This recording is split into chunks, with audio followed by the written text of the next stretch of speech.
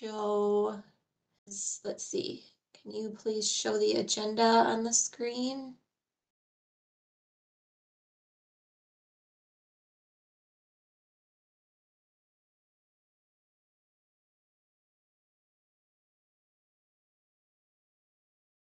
Good morning, everybody, while we're waiting for technology to catch up to us. Good morning. Good morning. Okay, so the agenda is up on the screen. Do any members have any changes or amendments to the agenda they'd like to see?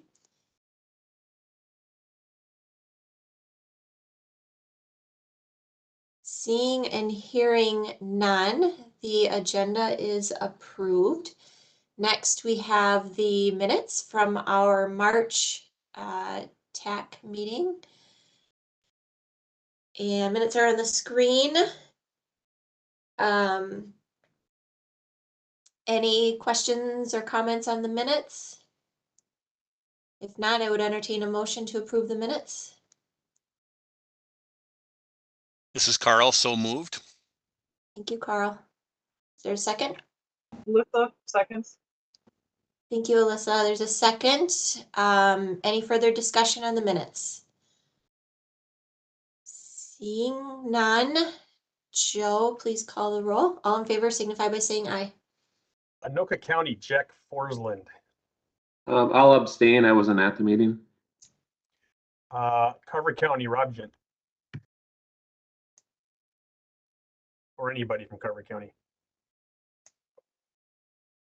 Dakota County, Labrie.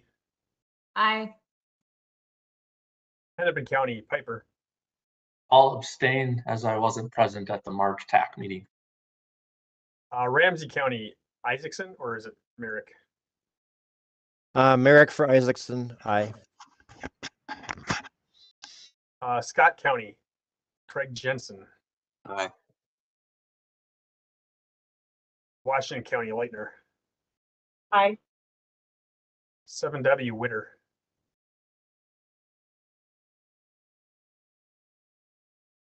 Tab, Katsukos. Aye. MTS, Cole, Peterson, Steve Peterson. Aye. Community Development, Patrick Boylan. No. Metro Transit, Harrington. Aye. MnDOT Metro, Crockett. Aye. MPCA, AO. Aye. Mac, Reef.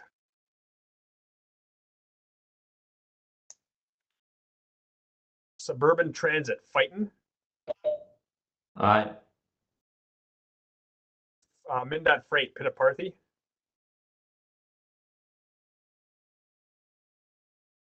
Deed, Eddie. DNR is vacant. Bicycle, Sabota. I believe he told me he'd be late. Pedestrian, McKenzie. Turner Bargain, sorry. Aye. Bloomington Keel. Aye. Chen hasn't, Howley said he'd be absent. Lakeville, Omi. Aye. Eden Prairie, Ellis. Aye. Fredley, Kozlucher. Aye. Maple Grove, Ashfield. Aye. Plymouth, Thompson. Aye. West St. Paul, Beckwith. Aye. Minneapolis Engineering, Hager. Aye. Minneapolis Planning, I apologize if I get this wrong, Fought. You're close vote Oh. for mail today. Aye. St. Paul Engineering, Nick Peterson. Aye. And St. Paul Planning, Dermody. Aye. Okay, Joe, my only question is whether we got enough votes. We did. I was a Okay. little nervous with the early abstentions, but we did. I was getting nervous too. Okay, so the minutes are approved. Thank you, everyone. Joe, has anybody signed in for public comment on our business today? Chair, that there are not. Okay, then we will move to the tab report, Elaine. Thank you, Chair. The tab met on March 15th. led by Second Vice Chair Maris Castillo. She announced that the TAB meeting will have several information items and recommended that TAB members plan on meeting lasting until 3 p.m. For MnDOT, Michael Barnes reported on the Towards Zero deaths. In 2023 through March 12th, there were 35 traffic-related deaths on the Minnesota roadways. This is 34% less than the same time last year and at least 21% less than the 5 previous years. For Metropolitan Airports Commission, Carl Cummins reported that MSP joined Greater MSP in their MBOLD initiative that includes recycling food packaging, pallet wraps, and single-use plastic bags. And they will now try to use products made from recycled materials, promoting a circular economy. For the Metropolitan Council report, Deb Barber reported that the council members were seated the previous week. There are 7 new members, and then on the Transportation Committee, there are 5 of 9 new members. Deb Barber addressed work on safety and security on the transit system, and TAB member requested a legislative update while the legislature is in session, and she will try to connect with council staff, Judge Shekleton, to present. For the Suburban Transit Association, Gary Hansen reported that the suburban providers are having consistent slow growth. Maple Grove is exploring increasing its number of EV chargers installed at stations and parking rides. Plymouth is exploring further opportunities with route interconnectivity with Maple Grove, as their initial connections have proven successful. Southwest Transit approved their microtransit partnership with Lyft and are moving forward with the technical integration. And MVTA's eJust minibus demonstration is ongoing and had no issues during one of the storms in February. And there was a request for a presentation on microtransit in the future with both Metro Transit and suburban providers. However, last week there was a webinar on that, and I did send that out to the TAB members plus the recorded webinar. So maybe we won't need to bring them in. For business items, TAB approved the Streamlined tip amendments that came through TAC and also the Unified Planning Work Program amendment. They also, for information, had discussion on changes for the 2024 regional solicitation. They discussed, TAB members discussed the following items. There was questions on why emissions were not being recommended for changes for scoring in 2024, and the response that there's currently a study underway, and so this would be brought into the 2026 evaluation redo. For safety, there was discussion on what approach to use. It was noted that adding points dilutes other measures. Also, that points change needs to have an impact. They directed staff to review a variety of options, including adding even more weight to safety. It was mentioned that EVs are heavier than other vehicles and their crash impact is different. The U of M and MnDOT are participating in a study getting crash criteria from other parts of the world where they have EVs. And they requested a presentation of this data as a future item. On breaking a tie score, they mentioned clear direction needs to be given before it gets to the decision-making time about how projects will be selected for funding when there's a tie scored. When there's a tie score at the funding selection line. For unique projects, a recommendation was made that the scoring needs to change from a 1 to 5 point range to better differentiate the scoring totals for those projects. On the BRT rule, there was a question on future ABRT lines. It was noted that there are additional lines coming forward that will utilize the 25 million set aside for ABRT. In the 2022 cycle, the BRT rule that limited up to 7 million for other BRT was followed, and TAB did not fund a second BRT project, even though there was additional funding. Options for change include funding up to 2 additional BRT projects, guaranteeing at least 2 non-BRT projects are funded, or increasing the 7 million limit to account for additional funding available. For discussion on maximum awards, they recommend looking at how the maximums that were previously established compared to today's costs. Another option is to consider how much of a project TAB should be funding Currently, TAB uses the 80% federal maximum, but could use a lower percent. There was a question whether the trail portions of road projects could be submitted as trail projects separately. Right now, projects can't be submitted in separate categories. This limits a trail from having a chance to be funded if the roadway does not score well. Would like the technical committees to have a discussion on this. And then there was a presentation by Adam Harrington on the COVID and driver shortage impacts on transit planning. And then 10 members requested information on the dates, times, and locations of the community forums. And 10 member requested Metro Transit check on route frequency when changing routes. With very limited frequency, it makes a route not reliable to use. And they also recommended Metro Transit considering integrating a regional bike share system into transit. And that's the report. Thank you, Elaine. Are there any questions for Elaine on the TAB report? Seeing and hearing none, we will move to committee reports. Joe, before I turn the floor over to you to go over our streamlined tip amendments for today, I will report for the group that TAC exec did meet this morning, and we did discuss the information items that are coming later in our agenda today.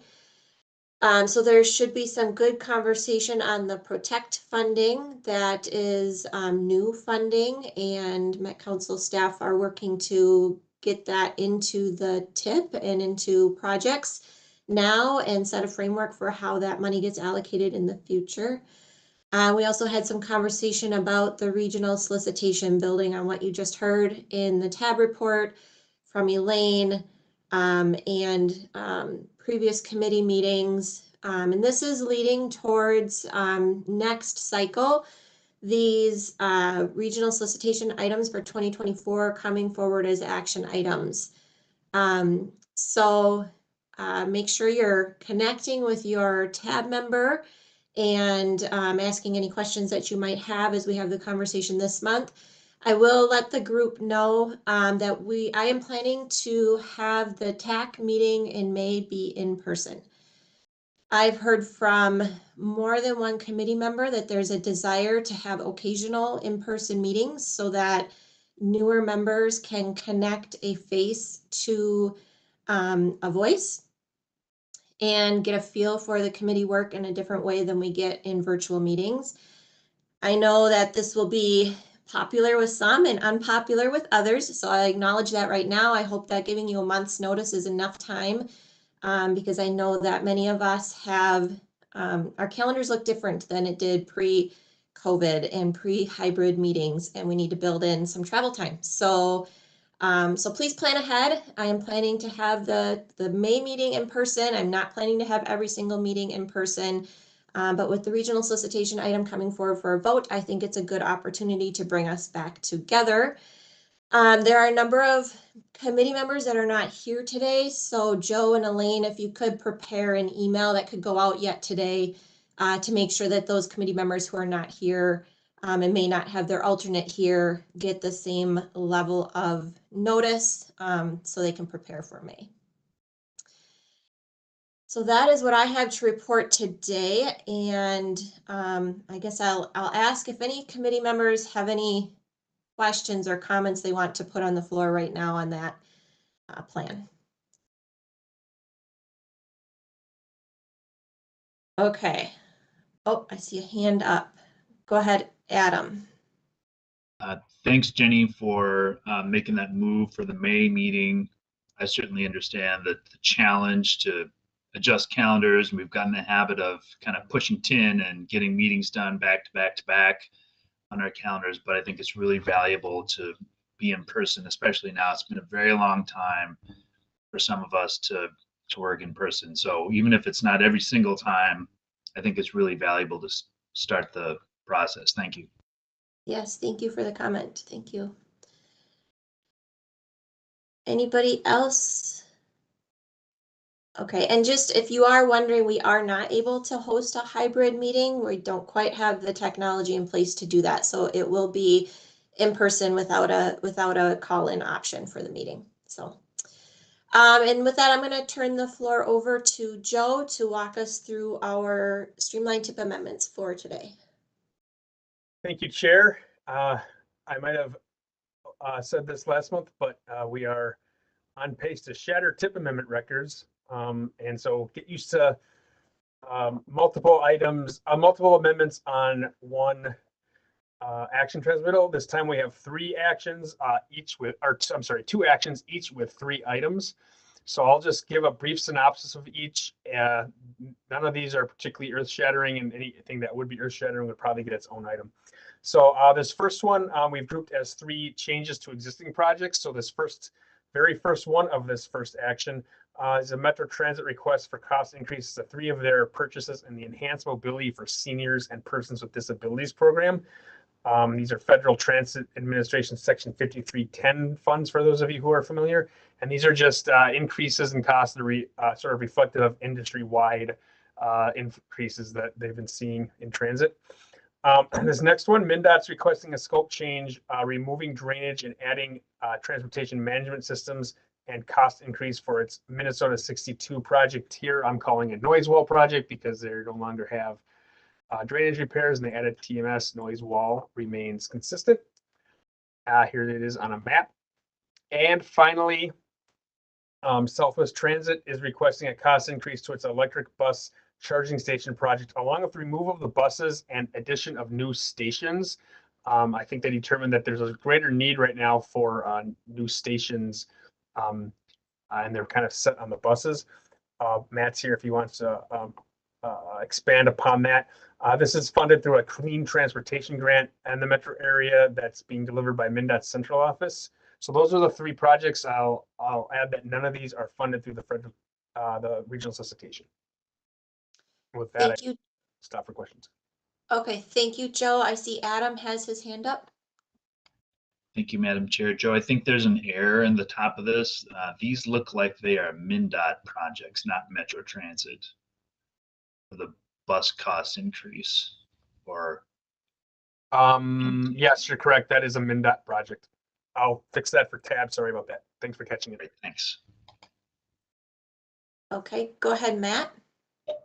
Yeah, thank you, Madam Chair. Just to provide a little context to the Southwest Transit project, this was a project that originally involved vehicles and charging infrastructure, but Southwest Transit was fortunate enough to receive a federal low to no emission grant, which really provided a significant amount of electric vehicles. And so Southwest Transit has determined there's a greater need for the associated charging infrastructure to have out at its stations. And so that's why this grant has been amended to focus just on charging infrastructure, as the vehicles are coming through a different funding source. Great, thank you for that clarification. Are there any other questions for Joe? If not, I would entertain a motion to approve.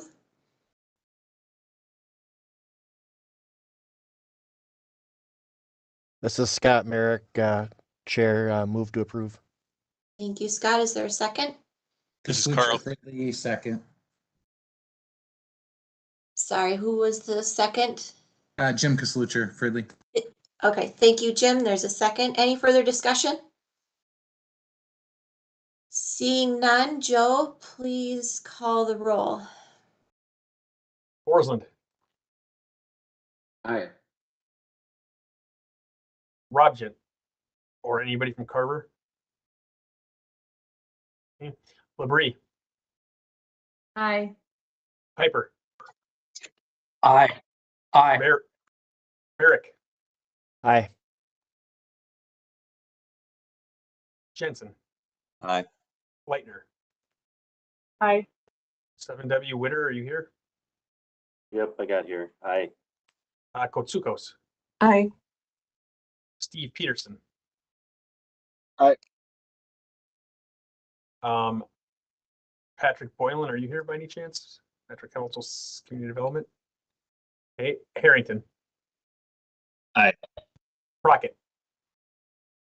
Aye. AO. Aye. Reef. Fighton.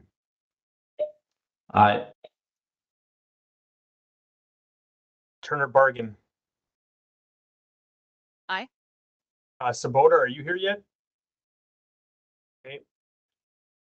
Keel, Aye. Omi, Aye. Ellis, Aye. Kozlucher, Aye. Ashfeld, Aye. Thompson, Aye. Beckwith, Aye. Hager, Aye. Vogt, Aye. Nick Peterson, Aye. and Dermody. Aye.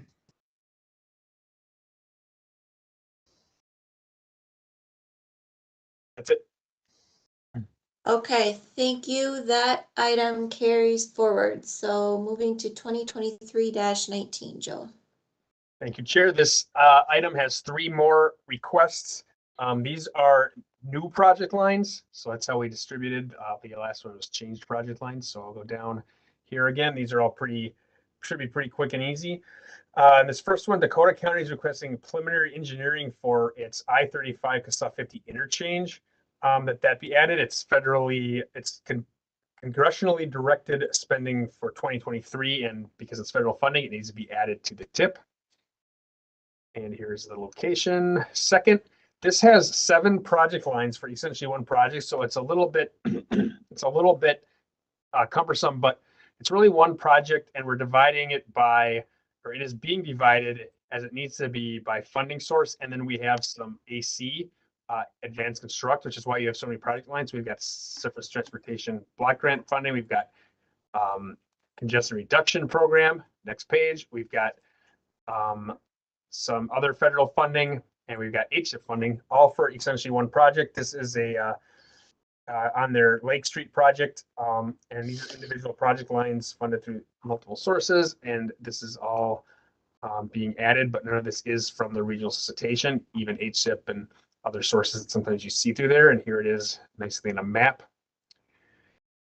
Finally, we have Metro Transit, and this time I think I'm right, requesting that its Blue Line Extension New Start full federal funding agreement projects be added to add $500,000 for year 2023. This really is more of a shifting of funds. There is a 2026 project that would see $500,000 less to make this happen, but because it's got a new project number with the year 23 in it, it needs to be a new project line and needs to be amended into the TIP. With that, I would stand for questions. Any questions for Joe on this item? If not, I would entertain a motion to approve. Innocent AO MPCA. Thank you, Innocent. Is there a second? Second, Nick Peterson, City of St. Paul. Thank you, Nick. Any further discussion from committee members? Seeing none, Joe, please call the roll. Portland, Aye. Labrie, Aye. Piper, Aye. Isaac, Mareck, Aye. Jensen, Aye. Leitner, Aye. Witter, Aye. Watsukos, Aye. Steve Peterson, Aye. Harrington, Aye. Crockett, Aye. AO, Aye. Fighton, Aye. Kyle Sabota Bicycle. Are you here yet? Turner Bargan, Aye. Keel, Aye. Omi, Aye. Ellis, Aye. Kozlucher, Aye. Ashfeld, Aye.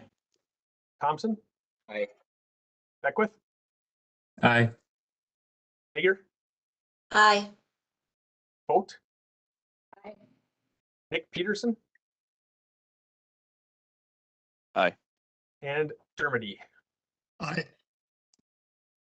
Joe, Great. this is Lyndon. I think my mic's working now. Aye. Okay. Oh, hi, Lyndon. Sorry if we missed any previous votes in the chat. Okay, that motion carries and that amendment will move forward. That concludes the business from the executive committee today. So I will turn it over to Scott to report on the planning committee and the TPP technical working group. Scott? Yes, thank you, Chair. So March TAC planning was canceled. In April, we're going to start early at 12:30 to accommodate a couple information items. There's also going to be a presentation on transitway advancement policy for the TPP and an update on the functional classification study. For the TPP working group in March, let me see here. The group heard an update on peer review and early themes for the TPP goals engagement and update study. And staff previewed the transportation system performance evaluation, which will be provided in the next couple of weeks. And members were also informed about a mapping project that staff are working on for the TPP and looking for local government input on that. For April, the TPP working group will be provided updates on policies and action engagement and an update on the TPP goals engagement. And also we'll be discussing a land use scenario planning effort. And that's my update. Thank you. Thank you. Are there any questions for Scott on that update?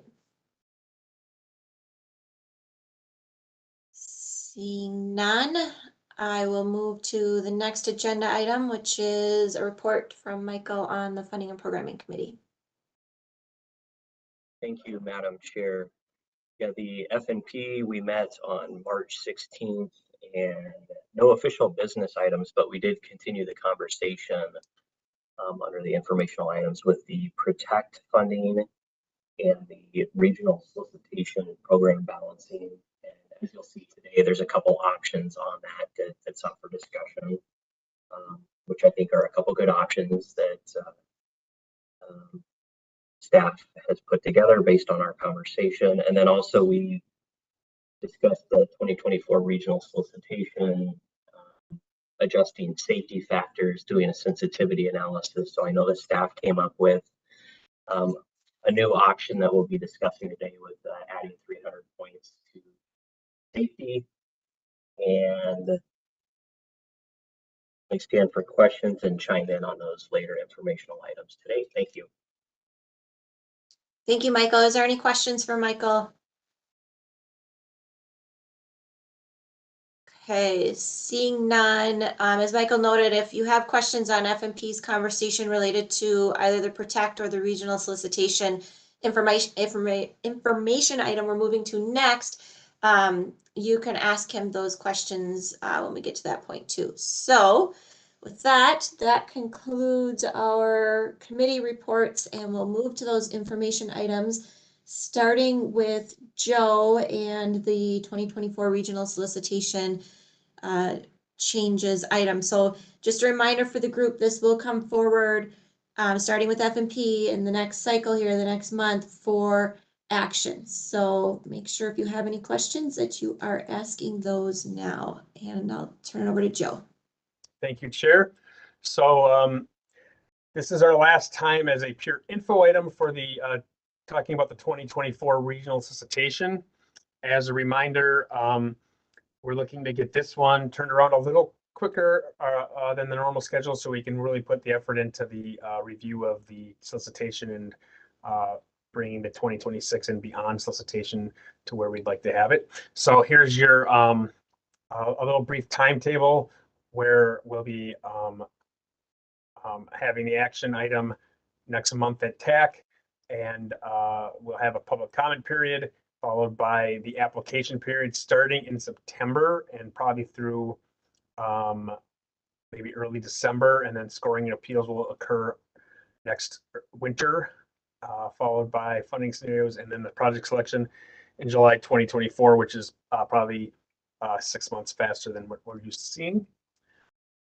So we've got about 4 issues that we're going to talk about today. So we've, kind of narrowed things down over the last few meetings, and we're able to put a few items aside, a few issues aside. And this is probably the biggest one.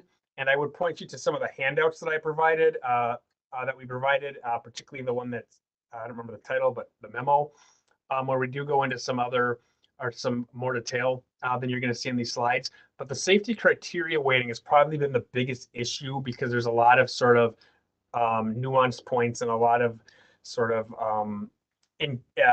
differences amongst the scoring categories, funding categories, I should say. So we have had a lot of interest expressed in increasing the value of safety and adding points to that in 2024 as a way to sort of increase the value in a fairly quick and painless way. And I think we did get to the point where people are comfortable if we add points to safety, that yes, that does effectively minimize or diminish points across the board elsewhere, but that's really sort of what was hoped for adding value to safety, and without really picking and choosing where to take points from, because that would be quite a process. So the attached memo that I referenced shows shows what would happen if you increase safety within each application by either 0, 100, or 300 points. And so you'll see on that first table in the application sort of the sharp increase, particularly to 300 points, but from no change to 100 to 300 points in the proportionate value of the chosen scoring measure, scoring criteria that we'd be talking about. We also have handouts on the web page for the agenda titled the 100 point and 300 point improvements that show the impact of percentage impact of every single scoring criteria, as well as the scoring measures on subsequent pages. So we have a lot of little changes that would happen across the board that are referenced there to each of those criteria. So tab members have expressed some discomfort with the varying point totals. I think when staff started this, we were talking about increasing scores for safety, where there was really quantitative safety measures involved. And tab did kind of say, we want to see if you're going to go up to 1,200 points, we want to go up to 1,200 points on all of them. That and some other input about the fact that, you know, you can kind of find safety somewhere in every application has us referencing safety in, or I'm sorry, increasing something in each application as close as we can get to safety, even in some things like TDM or in transit, where maybe there's not as direct of a safety connection, and bridges. So the attached memo shows what scoring criteria or measures we've chosen for that as options. Following funding and programming, our transit planning technical working group met, and they did say that they prefer not to see points added. And I think they were sort of referencing that TAB has been coming from this, TAB and technical committee members have been coming at this from the angle of collisions and the high with automobiles and the high injury and fatality collisions that are occurring, and they don't necessarily see the parallel to what is being scored in transit at this point. So while I think there's a lot of willingness to talk about how do we work safety into transit as we go forward into the evaluation, they're not necessarily certain that adding points to this is really a great idea now. They do, in hearing that TAB kind of wants to see some uniformity, they said if you're going to add an expansion, add it to the usage and multimodal elements, which is what had been talked about before, and then in modernization, add it to usage and customer service improvements, and maybe you can make some bullet point additions there that would sort of point the scores to really looking at safety and making, you know, and awarding extra points if safety is really nicely addressed. There's also some hope not to eliminate reduce ridership like we are reducing the rest, but we didn't, as a staff, get into those kind of details of doing that. The ridership is very already very, very valuable in their in the point spread. But some members did say, and I'll paraphrase, that ridership really is safety because riding transit is safer from a collision standpoint than driving or walking or biking. So there's a lot of sort of detail added there. There's about 3 more issues, but I think maybe right here we should stop for comment because I think this is kind of one that we're going to see some comments on.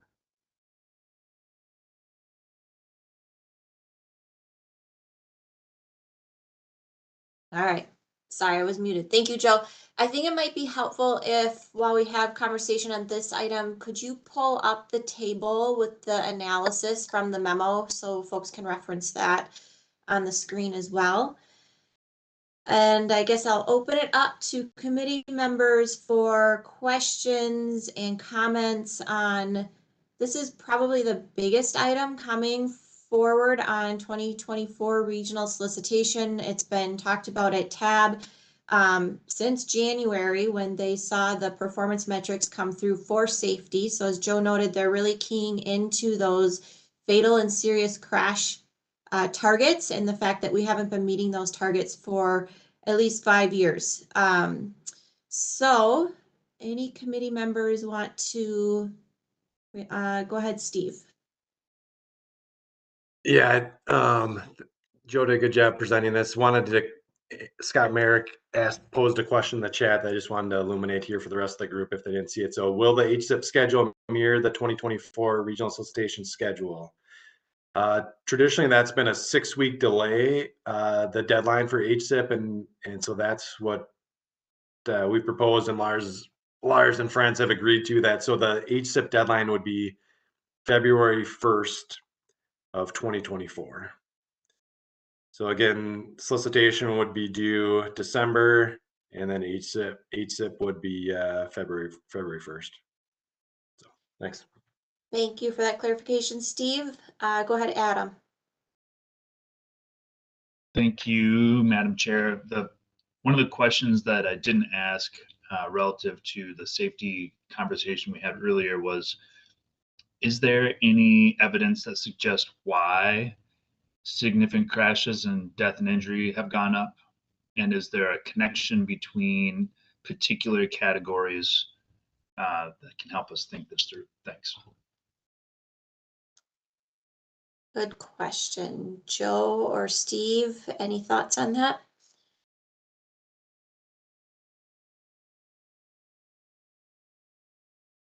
It seems like another full presentation that probably everyone on this call could contribute to, but there's probably a lot of reasons. And your question specifically, Adam, I think was there's certain kind of areas where we're seeing the increase. Is that right? Types of roadways or types of, yeah. Right. So again, I think about the transit expansion category, and I think it's fine to put it into ridership under the principle that more people riding means they're not driving or walking or biking, and that's presumed to be safer, so that's fine. And a bit beyond that, for the transit expansion category, I think it'd be a stretch to find something that's a safety improvement unless we're providing new access. I mean, all the things about transit you could apply somehow to safety by providing new access or other things. So in some ways, it could be duplicative in other scoring categories. Thanks. Thanks. And maybe I'll just see, Scott, was there any conversation in the setting of the performance targets themselves that, any kind of background analysis that helped set those performance targets that might help us understand where the issues are being seen most on the system at all?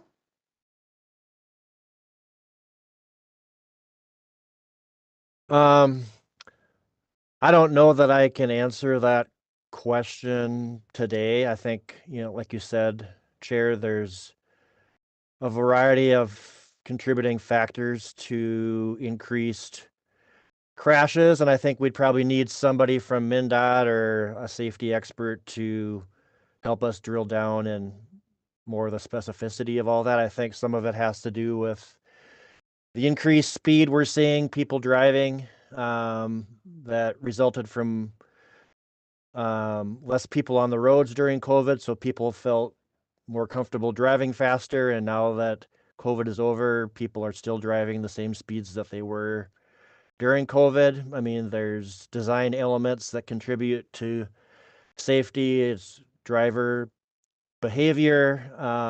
There's also an investment element, I think, is what we're talking about here, that are we doing all we can as a region to elevate safety and invest in safety to the degree that we're able to bend the curve, and will Met Council's investment in safety in and of itself bend the curve? I mean, I think there's lots of other factors that play into that, but I think the conversation was focused on the question of, are we as a region investing to the degree that we can be and should be to bend the curve and kind of do our part in that respect. And I think the other thing that I think we've talked about is that, you know, the safety targets that we set for safety, for serious injury and crash reduction, it's required by federal law that we do this.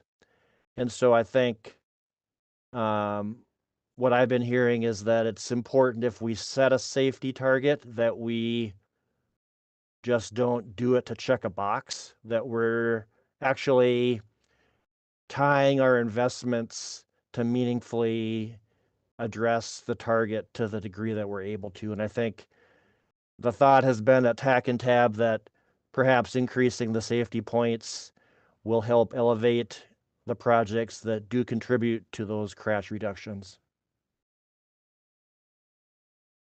Thank you, Scott. And I'll just offer, Minneapolis has a Vision Zero goal, which is our version of Towards Zero Death.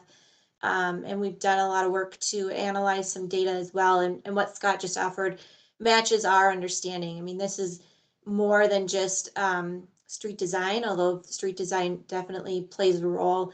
There's human behavior elements to this as well in terms of speeding and aggressive driving. And enforcement definitely plays a role in that as well, as noted in the chat. So I do want to catch up on comments that are showing up in the chat here and give committee members an opportunity to think about any additional comments you want to offer.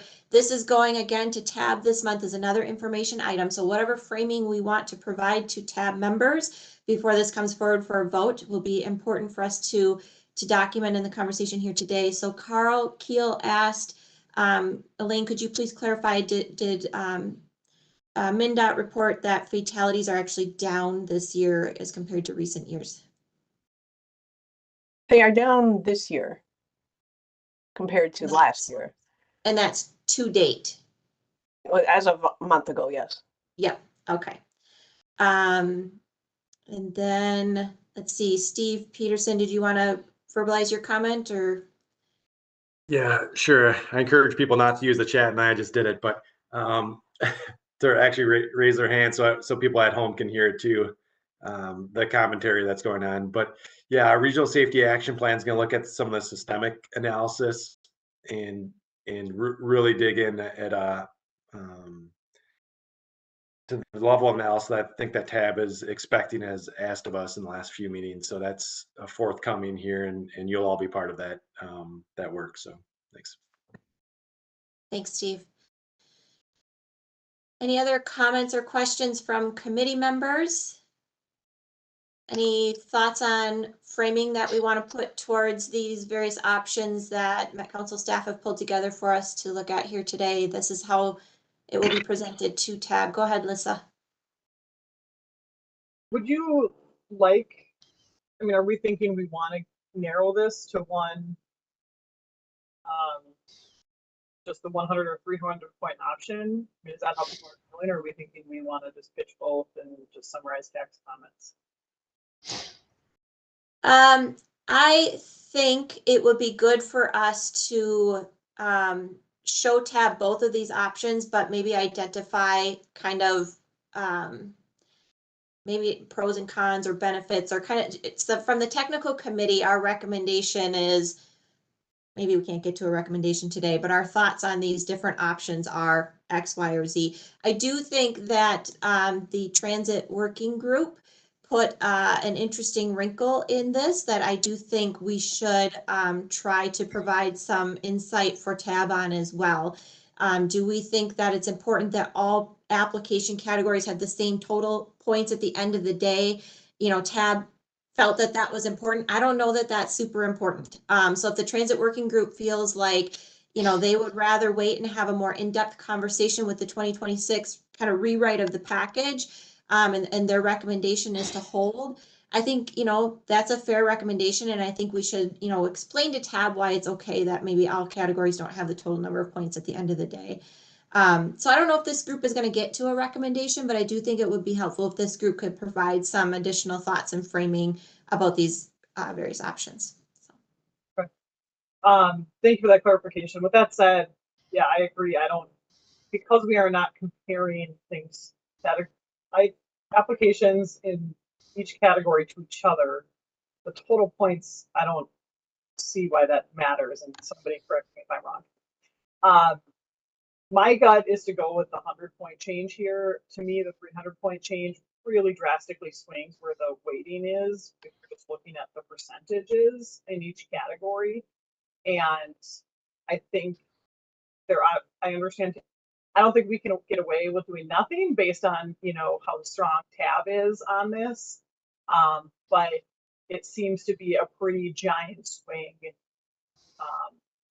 without a lot of time to think through how this potentially could change. And I think that we obviously have come up with a lot of questions, technical questions as on where this might not actually get what TAB wants.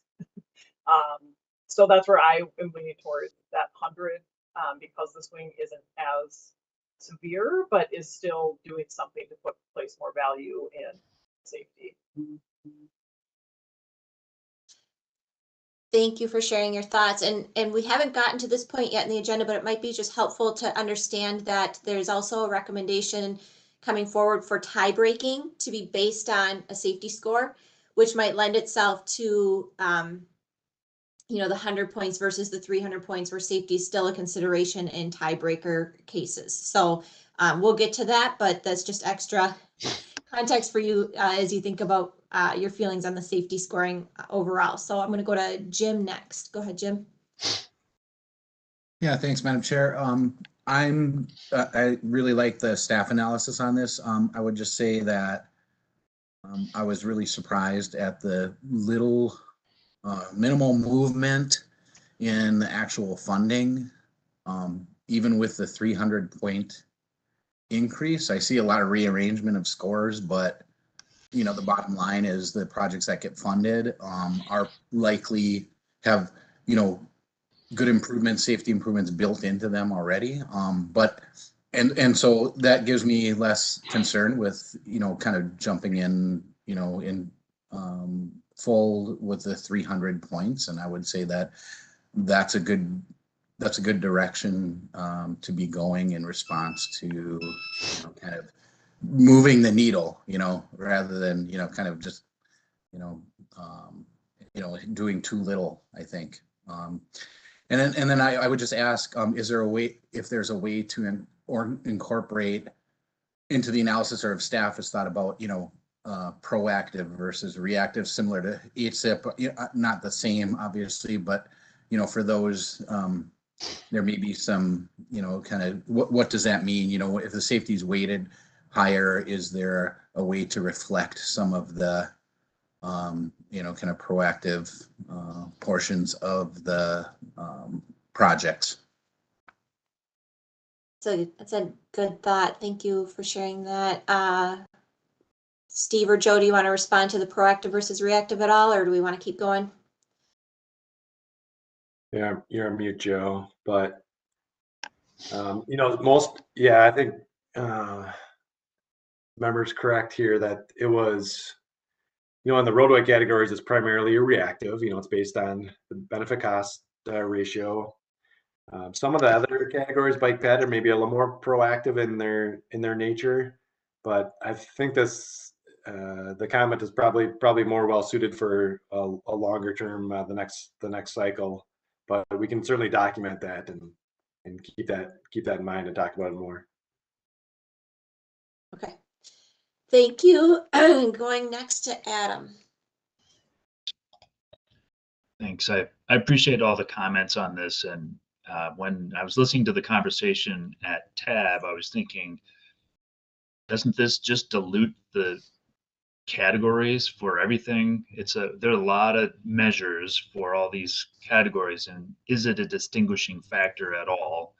And does it change anyone's application for roadway or bikes, pads, or transit? Because you would think that all these projects would have a safety feature by their nature. And so if we want to continue forward and add a category and throw 100 points at it, that's fine. I just don't know that it's going to be really a distinguishing measure on these projects. On the other hand, certainly from the transit side of things, we could wait until 2026 and really dig into it and see, well, what are the important measures and how do we want to incorporate them in the future? So I can go either way. I don't see it as something that's going to move the needle too much, other than we're accounting for that factor. But I'm very interested to hear, Matt, Biden, if you're still here, if you have any thoughts on that from a transit side. Thanks. Thanks, Adam. And Joe, I see you switched the screen. If you want to zoom in a tad and maybe explain the table on the screen. Thanks, Chair. And yeah, this is the 300.1, so the 100.1 is a little less of a sharp set of increases. But what we're showing here is the yellow is the increased criteria, one for each measure. I'm sorry, one for each funding category. And then you'll see a reduction, which is much smaller in each criteria within each category. So you can kind of see how the that spread of sort of, as people are phrasing it, watering down the other criteria is impacted. So the yellow ones are the big increases and the rest are the small decreases. And again, this is percentage wise because the raw points will stay the same for everything but the yellow. Okay, thanks for that, Joe.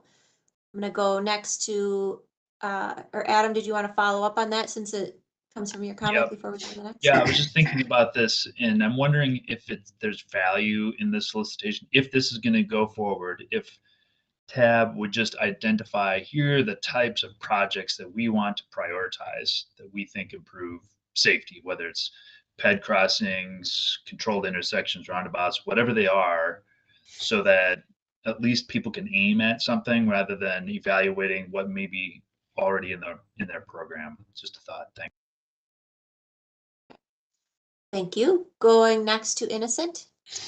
Yes, thank you, Madam Chair.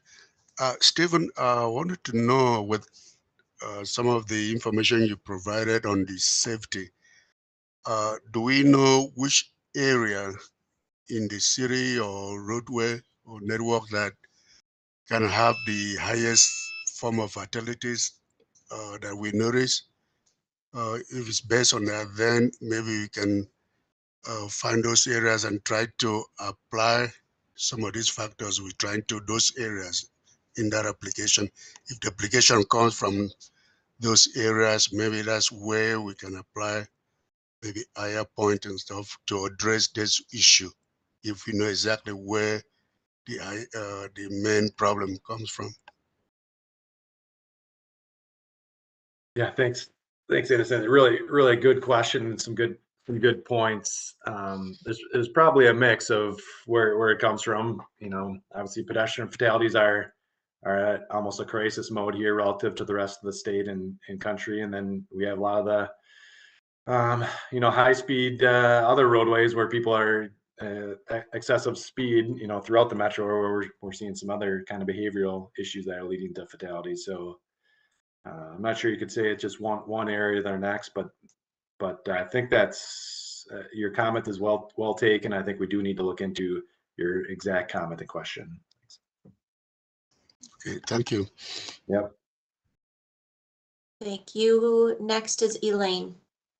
I just wanted to add on with, it's kind of following up with what Adam had mentioned, and then following up, this may change especially if it increased the points to 300, the applications that come in. So right now we're comparing what was submitted last month and how it would have changed the scores. But as you mentioned, if there are some projects that some communities had that they did not submit because they weren't sure if they would even make enough to score well enough to be funded, adding 300 points for a high crash area that they could score well in that measure could make it worth them applying that they may not have.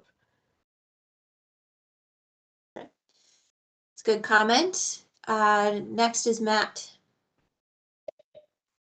Yeah, thanks, Madam Chair. I don't have a whole lot to add other than I agree with really everything Adam stated related to. I think it's probably most prudent at this point to push to 2026 in the transit category. I think that there would be a chance for a bit of a, I'll say, a duplicative scoring, just because, as Adam and I think Alyssa pointed out as well, that transit is inherently everything. I can't think of a single transit agency across the country that doesn't say that safety is the #1 priority of everything that we do. So it's really part of all categories in that sense. But that being said, if it's a priority for TAB that there be something done at the end of the day, and that's kind of what I'm hearing, then I would support the 100 points over the 300 points, because I don't think it's really going to change the overall projects that are being submitted, at least in the transit category. But I do think it'd be appropriate for the transit working group to spend a little more time fleshing this out. And my preference would be to have it go push to 2026 and really do a thorough analysis around it.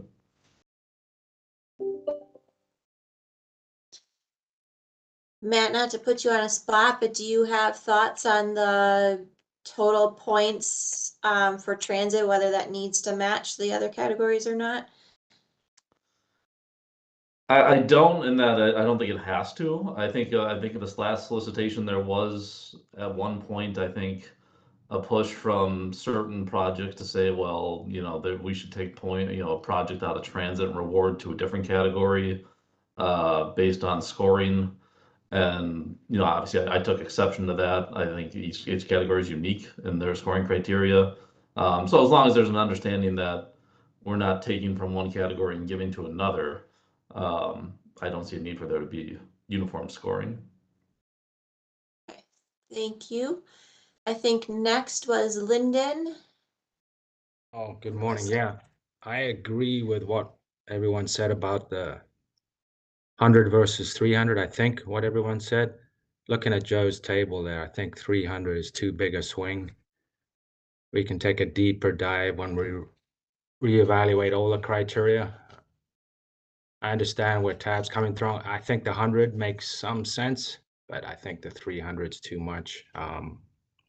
There's some other criteria that I think is missing. We seem to always be a few years behind the policy and the things that are going on with climate change, etc. The protect is a good start, but I think we need to take a deeper dive at all the criteria next time around. So I would support the 100. I think that's a good step forward. Great, thank you. Go ahead, Michael. Thanks, Jenny. I'll be quick.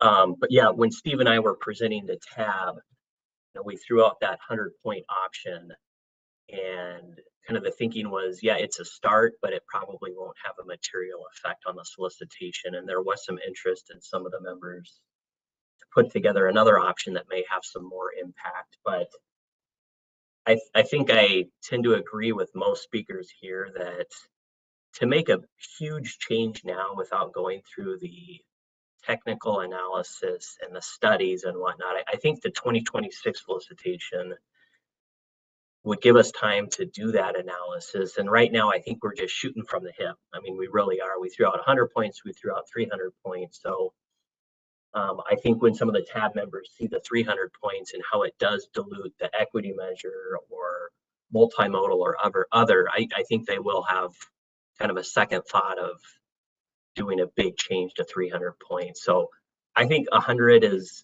kind of that mid-range where we heard TAB and it's a start, but I think we need to dive deeper into the data before we make material changes. Thank you. Thanks for that. Let's see. Once you're, if you could lower your hand once you are done, unless you have more to say, it would help me out. I think next is Scott. Yes, thank you, Chair. So I would just reiterate what Michael and Lyndon and others have said, that I think we do need to do something. I think TAB has been very clear in that they do want to see some additional consideration for safety. But at the same time, I don't think we want to make a hasty decision when we have the safety action plan and the regional solicitation evaluation study coming up here, where we can be a little more thoughtful about how we approach this and think about some of the reasons for why the crashes have not been going down, like was mentioned. So I think the 100 points is a good interim step with a longer term analysis, perhaps, that could be looked at for the 2026 solicitation. I think the other thing that I would just maybe elevate and note for folks is that there is a significant delay from the time that we decide to invest in a project to when the results actually take effect on our network. So we've got a 5-year TIP. And so when we invest in projects in the 2022 solicitation, for instance, it's not until 2028 until those projects are constructed. And then it's probably at least a few years after that before we see a meaningful change in those investments on our actual system. So this isn't a immediate thing where we invest in something and we are looking for the result on our system. There is a significant delay that we need to be thinking about as we're measuring these impacts. Thanks. Yeah, that's a really good point. Thank you, Scott. Joe, I saw you in the chat. Were you wanting to get in line sooner to respond to something with the screen share, or did you want to wait? No, Chair, I actually have a kind of a new point. Okay. All right, then I'm going to stick with the order here. So Lissa was next. Yeah, the only thing I want to add is that I think Tab thinks that adding, I'm putting myself in where I've heard their comments. You know, this goes back to what we've been talking about, harping on, is that we don't really actually have a measurable way to figure out if we're moving the mark on anything. Just putting points of safety isn't a 1-for-1 and we're moving the mark on safety. And so I think this just really also hammers home that for this next process, we need to figure out what we're actually achieving here, as opposed to just funding a ton of projects. And maybe that's the thing we're trying to achieve. And so when we talk to this about Tab, I just want whoever staff is presenting this just to be really careful about the language we're using to say, you know, if we put 100 or 300, you know, it is arbitrary, and we don't have a good way to measure whether or not that's actually going to increase safety. And so I just want them to understand that they will probably feel like, as people pointed out, 300 points is a lot. That's where, you know, we're really going to move the mark. That's not a 1-for-1. And so if folks can just be careful about how we're explaining that. That's a good point. Thank you. Cole is next.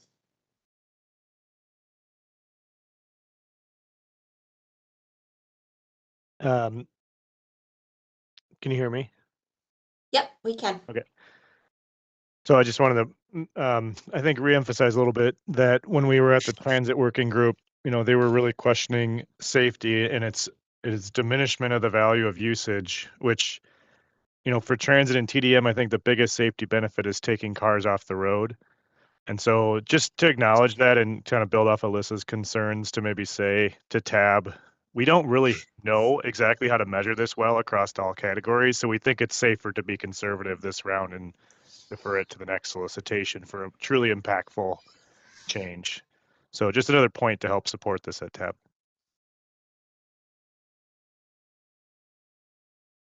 Okay, go ahead, Joe. Thank you, Chair. I want to say that I was at the transit discussion where they talked about, you know, maybe we don't need a points increase for some of our stuff now. And I really sort of appreciated that discussion, but there isn't anybody necessarily to discuss the same topic in bridges or travel demand management. And so I just wanted to see if anybody wanted to put those as possible places not to increase if we're going to float that possibility for transit anyway, because those are kind of places where it's also not as direct. But so I just thought I'd speak for those, since we didn't have a meeting about those. Okay, good question. I'll See, nobody else has their hand up yet. Folks might be contemplating. I'll just, Joe, Cole just made a really good point on the perspective from the transit working group regarding ridership, and it would seem to be applicable to the travel demand management category as well, where you're proposing to add points with VMT reduction would align with the same kind of philosophy there in terms of moving vehicles off the roadway. So I would still continue to support that myself. Anyone else have thoughts on travel demand management or bridges? Go ahead, Scott. I would just say with regard to bridges, obviously if we have a fracture critical bridge, that would be a safety issue. And so if we wanted to consider safety more for bridges, having those really, fracture critical or bridges that are in extremely poor condition, you could potentially give them extra consideration under the safety lens. Yeah, thank you. Bridges are an interesting one, right? Because they're a life safety, they're important from a life safety perspective in a number of ways. And if we think back to Tab's perspective on this conversation here, it's about serious and fatal crashes. And I do think that bridges contribute to that as well, but they have that extra layer of just, simply structurally, they need to be sound for life safety. So I think that safety could show up in a number of ways in bridges. And I don't know if adding all the points to multimodal is where we want to be. It might be another instance of kind of an incremental step forward with more analysis with 2026. Go ahead, Jason. Thank you, Madam Chair. Just follow-up comment about this bridge discussion. Maybe an option would be to not reduce any of the points within the infrastructure age measure within bridges, recognizing the comments from Ramsey County, as well as I think bridge deficiencies. Maybe there's no shoulder present, and I think that's identified on the bridge inventory form. So maybe we just need more time to think through how a bridge project aligns with safety, and maybe our initial conversation would suggest a reduction to the infrastructure age component of the bridge category. Maybe too large of a change too soon. Good suggestions. Thank you. I saw another hand up and it's down again, so I assume that addressed that comment. All right, so we've spent a good amount of time and good conversation on this one. Thank you for engaging in that. And I'm just going to summarize what I think I'm hearing is the group seems to be coalescing a little bit more around 100 points versus 300 points, and some thoughts that at the end of the day, having total number of points between all categories match is not as important overall, and that there's more work that can be done for 2026 with the benefit of additional analysis and thoughtful conversation. So that is how I would summarize that conversation. Anybody have additional thoughts before we move on? Just one more comment, Madam Chair, Lyndon again. Go ahead, Lyndon. Just I saw it's 50-50. The proposal is 50% crashes reduced and 50% PED reduction. Is that the proposal? For roadway and spot for the roadway category. Yeah, the one you got. Oh, thanks for highlighting that, Joe. Yeah, I'm not sure where that came from, or could that be just prorated by what the current measures are, or is there an emphasis to change that? So Joe, I'll open the floor to you. My understanding is that was just an initial proposal by Met Council staff, and I don't think the conversations at either TAC or FMP have gotten to that level yet. Yeah, I just want to make sure that kind of mirrors what's currently being measured, or if it doesn't, why is it changed? Minus a couple of comments. One, I think was funding and programming that made a comment similar to what Lyndon just said. And then at this committee, somebody else made a comment kind of on the opposite side. It's kind of funny. The very first thing that got staff thinking about increasing safety was the comments that the PED one has a lot of work for not a lot of points. but kind of like has been mentioned, there's not necessarily a big magic to this. We just, thought that we have, this is kind of hard to see. We have 4 categories here, but crashes reduced is worth, for the most part, quite a few points. And then our pedestrian crash isn't worth as many points. And so it seemed like it made sense to go 50-50 and bring the pedestrian crash up to a bigger spot. But like we've been talking about, there's not necessarily any magic to that 50-50 or any other split for that matter. Linda, did you want to propose something different for consideration there? Do you want the notes to suggest keeping the same relative scoring between those categories? Yes, that's what I propose. I just remember that the pedestrian crash reduction measure was pretty difficult to figure out, whereas the other one is industry standard, is pretty simple. So yeah, I would propose try to leave it the way it's prorated now. That's just my opinion though. Here, this is Michael.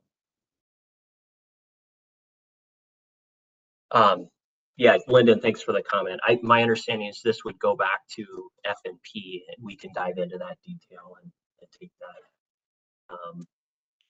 into our conversation. Thank you. Sounds good. Thank you.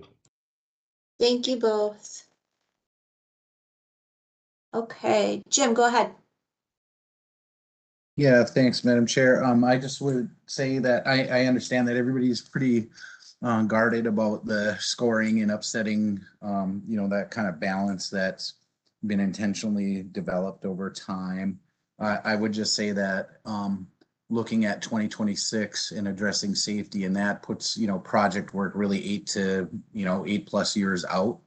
And so I would just suggest that if the 100 points is kind of the consensus of the group, that, we look for other opportunities in the 2024 solicitation for improving safety, maybe focusing on areas where the safety deficiencies are really evident.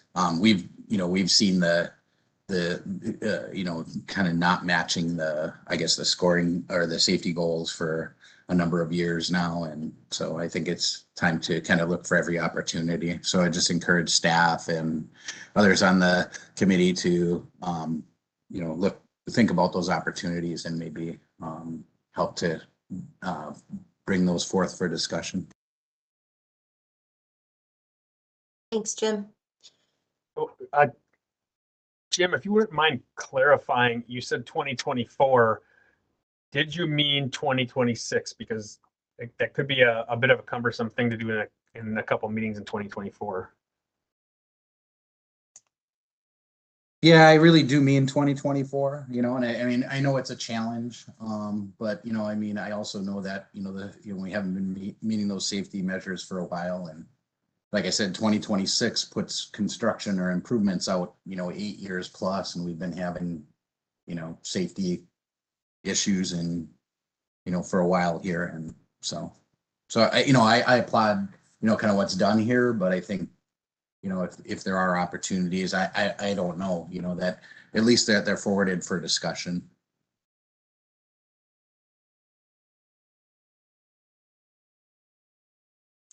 So I think, I summarized my understanding of where the group is at, but certainly the report that will go to TAB will lay out, the conversation that we had here today, and we'll certainly have some information around, changes made in 2024. We'll start to see on the street in 28 and 29, and changes that we would make with the 2026 rewrite we'll start to see out in the field in 2030 and 2031. So that TAB can be clear, there is time to make these changes. There's time that's needed. So we'll also note the other part of the conversation around the group feeling like we haven't had enough time to do the technical analysis and have the thoughtful conversations that we'd really like to have on this and other measures. So.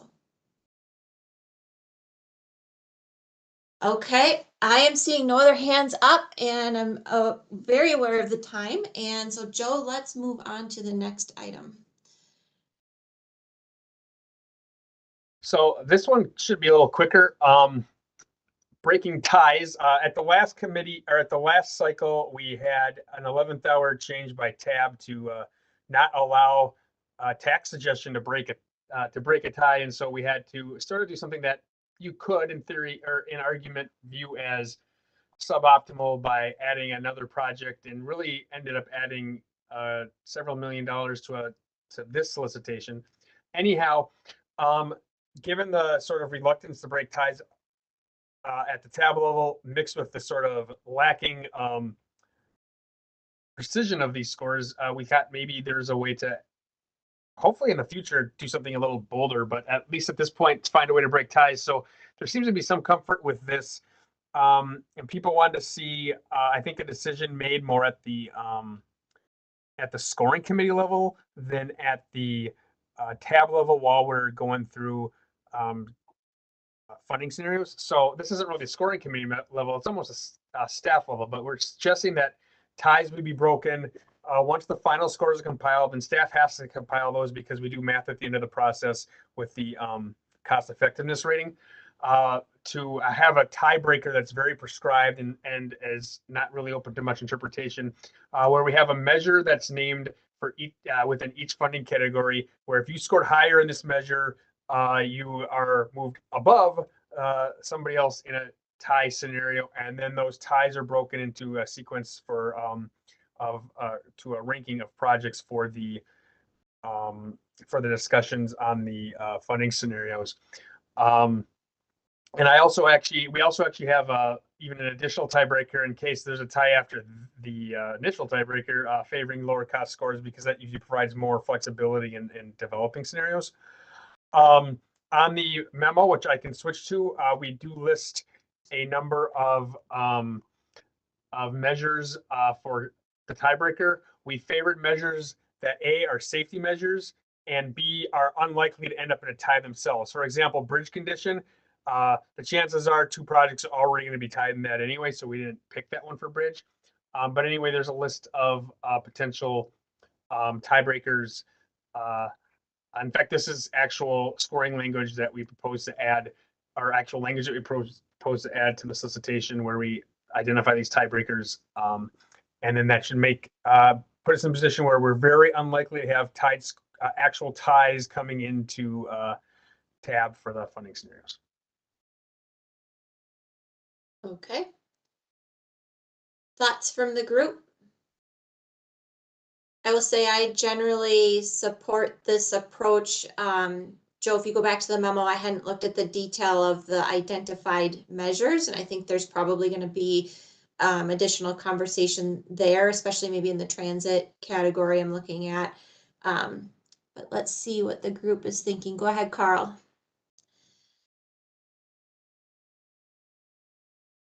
Sorry, I hit the wrong button for unmute. But we talked about having, the same number of points for each category, and there was a thought that some folks have a desire to compare across categories, and we acknowledge that that's kind of dangerous to do if we don't have the same criteria. I'm wondering, with regard to this, if there's any benefit to consider a common criteria score for types of projects. Maybe the roadway projects and the transit projects would have a separate common, and that common score could be used to compare between categories, at least some of the categories, and it could also be used as a tiebreaker. Just a thought.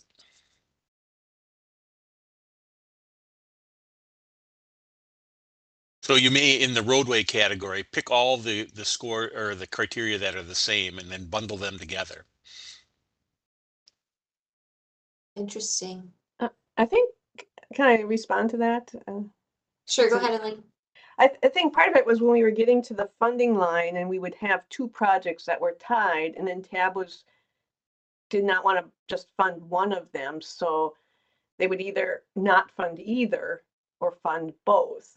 And to have some flexibility of determining if we're going to fund one, which one would it be? And so and then they said they didn't want to be deciding it at that point. They wanted a predetermined tiebreaker. So it would be when we're getting to the position of, do you fund one or both or neither?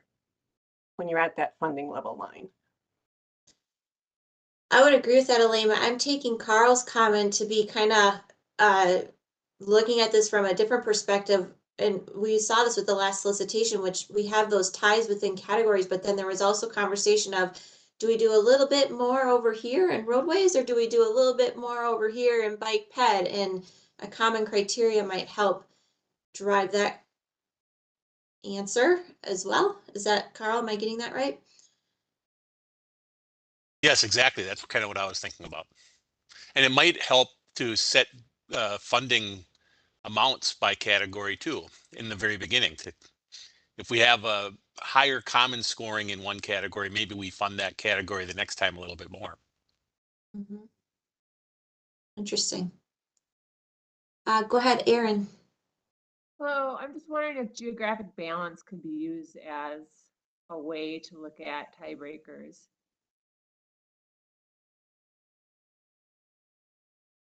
If there's a on kind of a large discrepancy in the geographic balance of how projects are funded. It seems to me that's always considered when we're going through all the different alternatives.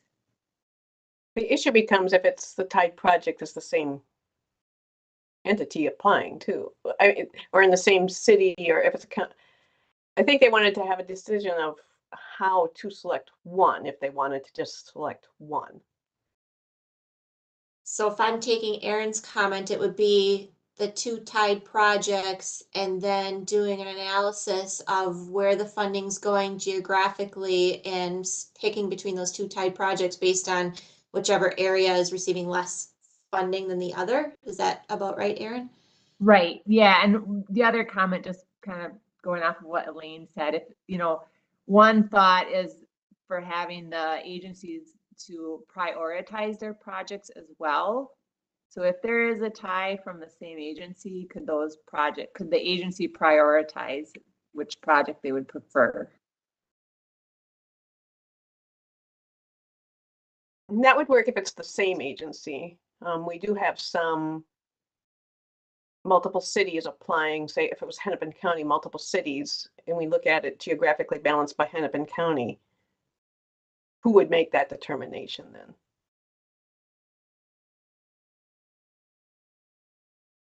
And I think right now TAB has looked at geographic balance as part of their last view of selecting the last projects. But the issue became what to do when there was a tie.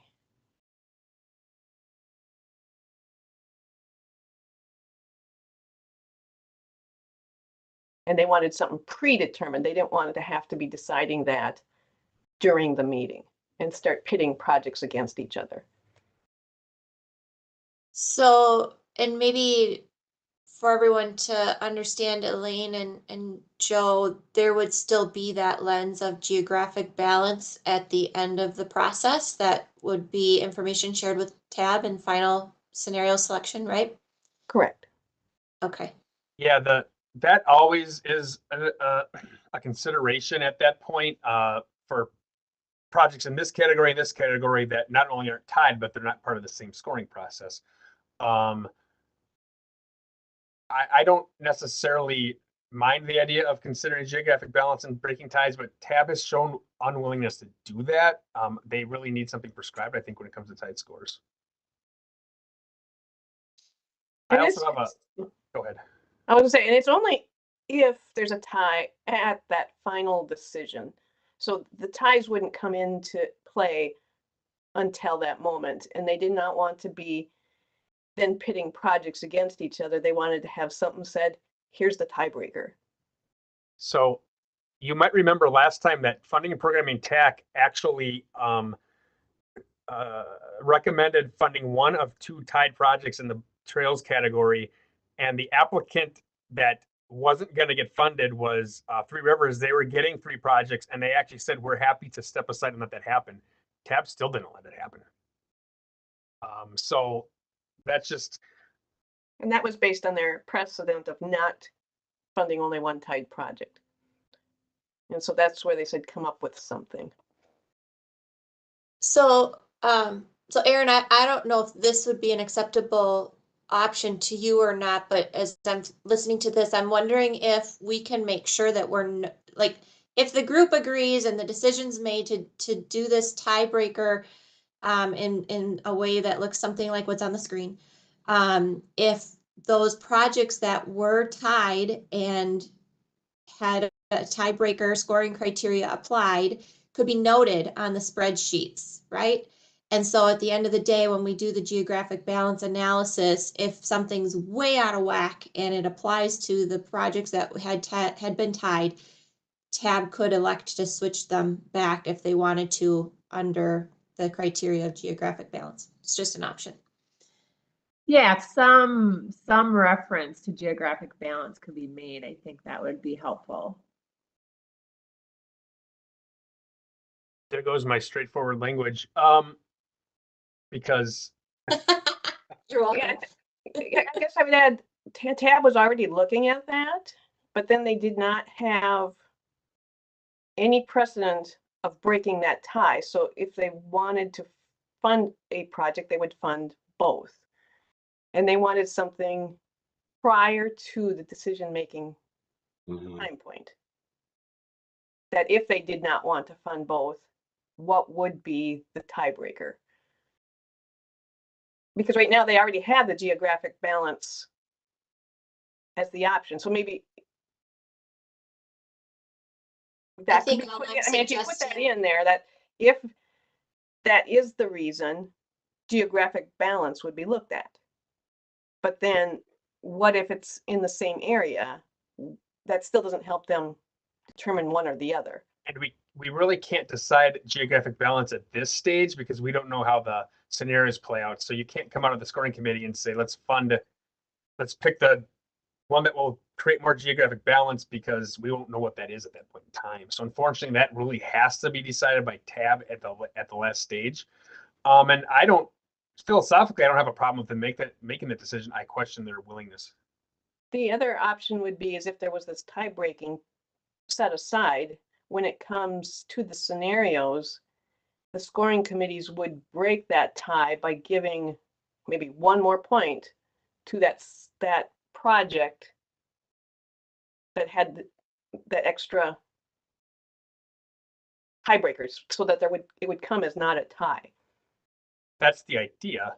Yeah. But that will have no weight behind that decision when it would be related to geographic balance. That would be purely because one scored higher on one of these measures. Madam Chair. Yes. I think for the purposes of the 2024 solicitation, I think this makes a lot of sense. FNP was on board using a pre-described safety measure since that's of importance to break a tie, which is extremely unlikely. So I think we may be overcomplicating, but I appreciate the geographic balance part, but on the technical committee, we don't rate projects based on geographic. I think that would be more of a TAB or policy decision on where those funding lines fall. So at least from the FNP standpoint, I think this makes a lot of sense. Thank you, Michael. I'm going to go to Scott next. Yeah, thank you, Madam Chair. I would just reiterate what Michael said. I believe from, the TAC planning perspective too, that I think we might be overcomplicating this issue a little bit. I think we do need to keep it technical. This is the technical advisory committee. TAB can decide on the geographic equity stuff, and I think the measures here are all technical and are pretty straightforward, and that's the direction that we should go for the time being. Thanks. Great, thank you. Joe. Very impressed with myself that I finally figured out how to raise my hand. Thanks, Chair. I know this is getting to be a few minutes ago, but I do want to provide some caution to Carl's comment about comparing things across, because I want to remind people that a project or a project in, say, roadway reconstruction could have scored very, very well in a measure that it doesn't score as well in, say, roadway strategic capacity. And the reason could be because of an outlier project or because of the way that projects are, because of how high of a score it happens to set the curve in a measure. And that's why I know I say this a lot. I really try to prevent people looking across categories. I think that's something you should be really careful about.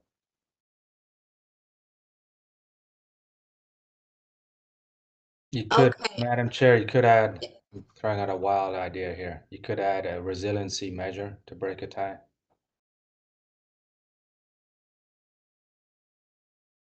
In 2024. Yeah, if you remember, Steve calculated, 'cause we're gonna go into this item next, right?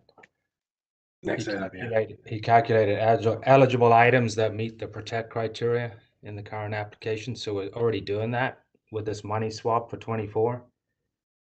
So you could add up those items too, and the ones with the highest would get the tiebreaker. That's just that's another example.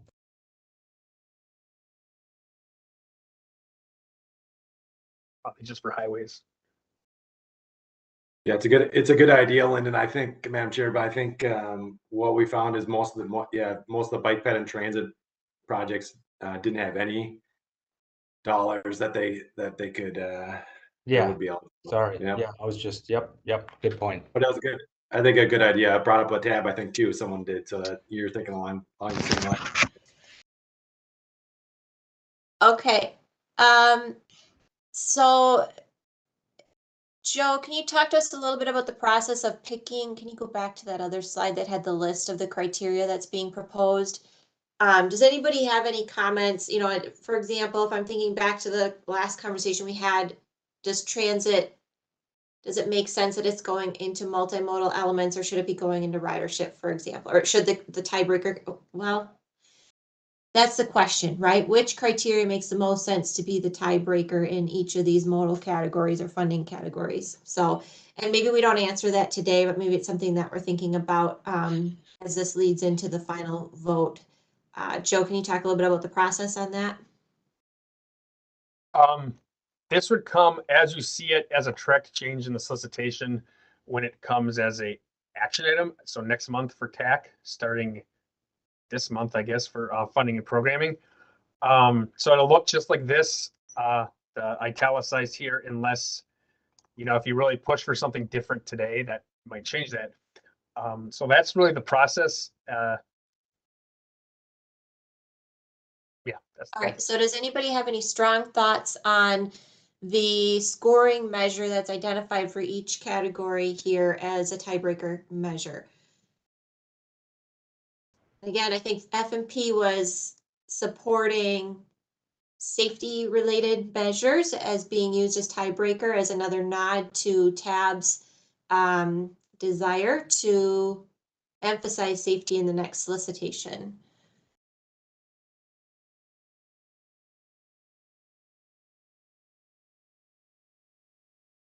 Madam Chair, so Scott, I think, I would support continuing with the crash theme that we were discussing, not meeting our serious injury or fatal crash targets for the last 5 years. This is another olive branch towards reducing those targets or reducing those trends by elevating this through the tiebreaker mechanism. Thank you.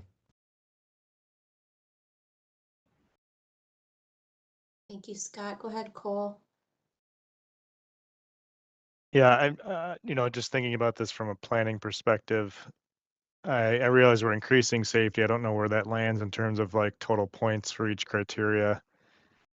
It seems like the one thing that makes the most sense is to actually just award the project that has the most points in the most highly rated category.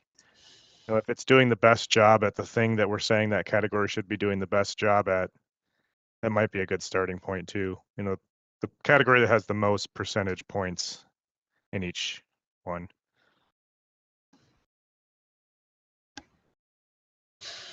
The caution I have there is, for example, on bridges, that's the condition. Those are probably usually going to be ties anyway. So we go down to the next one, I suppose.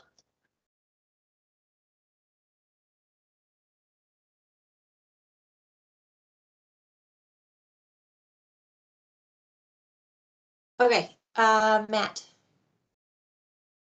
Yeah, thanks, Madam Chair. Just specific to the transit category, I think I'm more in line with what Cole was proposing. I'm not sure, it might be the same problem that everything would be scored the same on the highest category, but from a suburban provider perspective, the measure of bicycle and pedestrian connections could be somewhat problematic, only for the sheer volume of potential connections that would be available in an urban core area versus a suburban area. That's a concern that we would have over that as a tiebreaker measure. So again, I don't have necessarily a suggestion for what would be better right now for transit, not having the scores. Right there we are, right there. But yeah, I think I'd like to look at a different measure in the transit category if others are open to that. Maybe Michael, maybe I could suggest that this would be another good conversation for FMP to really engage in as the decisions are coming through next month as well. Folks have had a chance to digest this a little bit. Yep, I'm taking notes, so we'll wade through all of this. Thank you. Great. In the interest of time, Cole, is your hand still up from before? Okay, in the interest of time, I'm going to move us along, Joe, to the next item. That one did take longer than I thought it would. So there's been some talk about, do we want to raise, this is the federal minimum and maximum. I don't think too many people are that focused on the minimum award column, but is there any interest in raising the maximum awards in light of the fact that for the most part, these have not kept up with inflation? And I think what ultimately is going to be decided on is if people do see a need or an interest in increasing any of these maximum awards, it's sort of a balance between that and funding fewer projects if you do that. So we haven't, so like I said, they haven't kept up with inflation. For example, $7 million in 2014 would be about $11.4 million today, assuming 5% annually, and or 13.5, assuming some sharper inflation that was suggested at some point. Pedestrian safety capacity, pedestrian strategic capacity maximums were increased in 2022 and 2020 respectively. So they have seen increases, but other categories really haven't. So increasing maximums, we did a little bit of analysis on that, and we didn't go into each category. We looked at about 5 or 6 categories, and increasing those maximums by less than the numbers shown above would have probably taken away 8 to 12 projects. You might recall we funded like 90 projects this time, so that was higher than normal. If we were in our normal 50 range, maybe it would have taken away 6 to 10 projects. Technical working group did opine on this as well at that meeting that I referenced earlier, and they generally didn't have strong feelings about the transit maximum, but they wanted transit to be sort of treated the same as other modes. So if there's an increase in the traditional $7 million that we have still in a couple of those categories, that maybe transit should follow suit. So with that, I think I would stand for questions, and I'll probably be asked to put up any notes here as well. So so this is sort of the inflation. This is a 5% inflation from each year on to 2024. So it's kind of confusing because sometimes we'll have measures that have actually, like system management has actually reduced its maximum in the last few years, and that's because people weren't applying beyond that for the most part. We've had some new measures, but I think the traditional 7 million in 2014, you could say is 11.4 million today.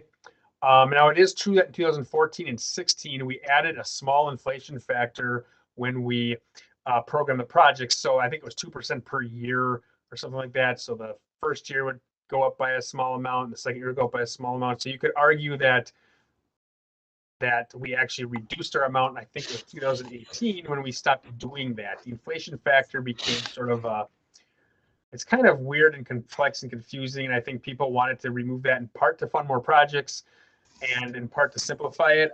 Steve, you tell me if you disagree, but I would favor not adding the inflation factor and maybe sticking to increasing the amounts if people want to do that. But in any case, these amounts would be, I'm sure in any given project you've had, you would like to have had more money, and it's a balance between that and funding more projects. Thank you, Joe. So this one will also go back to F&P for more in-depth conversation. So maybe if this group wants to kind of focus on, do we do this in 2024 or 2026? Do we do this at all? And how do we feel about raising maximums versus applying the inflationary factor at the end of scenario development process, which I think is far more complicated and difficult to do. So with that, if you are not speaking and could mute your microphone to minimize background noise, that'd be great. Go ahead, Adam. Thank you, Madam Chair. I would agree with your sentiment on this, that applying inflation after projects are awarded doesn't help the applicant know how much money they might get from the project. And so I think that's an important part. And if we use inflation as just a guide to determine how we might raise the maximum, I think that would be really good and helpful for larger scale projects. So I put my weight behind using inflation to guide us to just raise the maximum for this go around based on the last time it was determined to be 7 million. Thanks. Thanks, Adam. Anybody else have thoughts on this? It certainly is a double-edged sword, right? We're all Madam dealing Chair. with higher costs. Who was that? Go ahead. Yeah, this is Scott. Scott. My suggestion is that we hold our fire on this and look at it during the regional solicitation reevaluation to determine the appropriate course of action. I think our funding for 2024 is going to go down about 100 million compared to 2022 because we had a big bump with the new bill and we're trying to get money out the door. So that's not going to be the case for 2024. And we're all concerned about geographic equities. So if we have less money and more, a higher eligibility for all these categories, that's going to mean less projects and less happy jurisdictions getting less projects. So I think we need to be careful about doing this. I'm not saying that we shouldn't do it, but I think we need to be very thoughtful about our approach on this. And I think the other thing I would just throw out is I believe that we currently require projects to submit their cost estimates in current dollars. I know that some other MPOs require the cost estimates to be in year of construction dollars. So that would be another way to potentially make, more federal funding available to certain projects. Thank you. It's a good comment. Thanks, Scott. Jenny, can I respond to that? Yeah, go ahead, Elaine. The reason for the construction or keeping them the same is because we don't know what year the projects will receive the funding. We do have 2 years out, but we always say if we have earlier funding available, we'll provide earlier funding. So we could have 4 years worth of projects being funded. But when we're comparing the projects, we want the same construction year because we do use the cost effectiveness criteria now to also score them.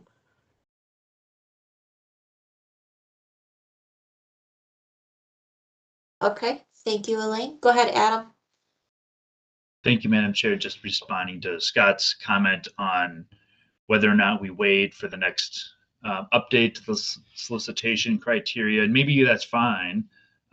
Meanwhile, inflation has actually happened and costs have actually gone up. And so, yeah, it will make for fewer projects. And I guess the question maybe back to Tab is how would they want to prioritize their values? Do they value having more smaller contributions across the region so that everyone gets something, or more effective project delivery because they're able to support a larger chunk of something they might not be able to implement otherwise? I think it's an important value question because they both have value, and we just need to understand that there's a push and pull on that because it's just going to limit what you can do. Thanks. Thanks, Adam. Go ahead, Lyndon. Well, thanks, Madam Chair. Yeah, I think it's time to raise the maximums. the inflation numbers that Joe mentioned are real. I mean, MnDOT has reported it's averaged 8% per year the last 5 years. So those are big numbers. So I think we should definitely look at raising the numbers, and even if it's incremental, you go up to 11 or 12 on the big ones and 8 to 9 on the 7. I think it's time to do that. Okay, thank you, Lyndon. Anybody else on this one today? I do have a question. Do we want to recommend increasing the multi-use trails? In the past, the technical committees have tried to lower that maximum, and TAB has left it at 5.5 million. Do you want to raise that one also, or? So I think it would be good for F&P to dig into the details, kind of with the guidance of what this committee's thinking and what TAB is thinking on this. I think that's definitely one that's been talked about over the years. And there's different thoughts on that from what I recall in terms of trails that require small bridges or culvert type of structures to span. And those costs are higher than when you're just kind of putting a trail down. So it's an interesting question. So if anyone has thoughts on that for Lane, otherwise Nick had his hand up next. Yeah, so I guess for me, one of the things that occurs to me as a part of the conversation is, you know, how does the pot of money get adjusted? What's the long-term trend on that, right? So, you know, does our actual revenue keep up with inflation as we move forward? And, you know, how does the number of projects get impacted as a result of that? Just seems like that's valuable. And then to answer Elaine's question, with my perspective at least, would be not reducing those projects. From my perspective, the trail, the bike and pedestrian facilities just get more and more costly for us to implement. They get much more complicated. So thanks, Chair. Yeah, I wasn't recommending lowering. I was just pointing out that technical committees in the past had tried to lower that one. Yeah, I guess, Madam Chair, you could look at the federal money versus the overall cost of those projects to just kind of get a guide. I think you'll find the road projects are getting bigger and bigger anyway, and the amount of federal funds is percentage-wise is much smaller. So I would think leaving the bike at 5.5 would be fine. That's just my opinion. Thank you. Yeah, that's a really good point, Lyndon. I agree with that. The federal share percentage is a good way to look at that. Go ahead, Kyle.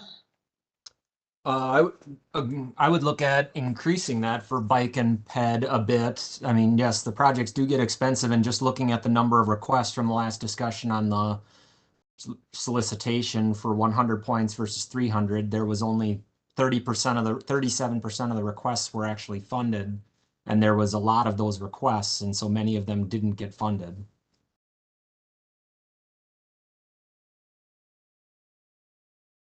Okay, that's true. That is always a category that gets a lot of applications. Adam. So just adding on to the inflationary cost for capital projects that Lyndon has talked about and others, certainly for modernization and BRT for transit, our capital costs have gone up significantly. So that's another, would be another benefit for these projects if we could leverage additional solicitation money for those BRT projects that continue to be important for us and our regional partners. And Steve? Yeah, thanks, Madam Chair. I'm just looking back at my notes from F&P where we spent a little bit of time on this issue, and wasn't sure if people would say let's just increase it all by a certain percent, but it seemed like there's more interest in maybe looking at specific categories. The ones I wrote down on my list were spot mobility and safety, reconstruction, ABRT, and maybe safe routes to school, since it's only 1 million. Some of the others have kind of shifted up or down recently.